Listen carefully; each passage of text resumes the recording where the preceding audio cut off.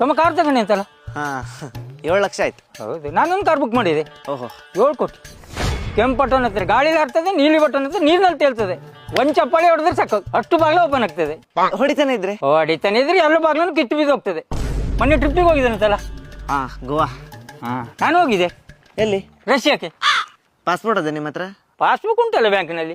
Passbook ಅಲ್ರಿ, passport. ಫ್ಲೈಟಿಗೆ ಹೋಗ್ಬೇಕಲ್ಲ. Flat ಎಲ್ಲ ಆಧಾರ್ ಕಾರ್ಡ್ ತೋರಿಸ್ರೆ ಕಂಡಕ್ಟ್ರಿಗೆ. ನಿಂಗೆ ಅಂತ ಗೊತ್ತದ ಬದ್ನಿಕಾಯಿ. ಪ್ಯಾಂಟ್ ಎಲ್ಲಿ ತಗೊಂಡ್ಯಾ? ಆನ್ಲೈನ್. ಓಹೋ, ಹಾಂ ನಾನು ಒಂದು ಲುಂಗಿ ತಗೊಂಡೆ. ಹಾಂ ಹಾಂ 30-35 ಸಾವಿರ ರೂಪಾಯಿ ಬಿತ್ತು. ಒಂದು ಲುಂಗಿಗೆ? ಹಾಂ, ಸಾಮಾನ್ಯ ಲುಂಗಿ ಅಲ್ಲ.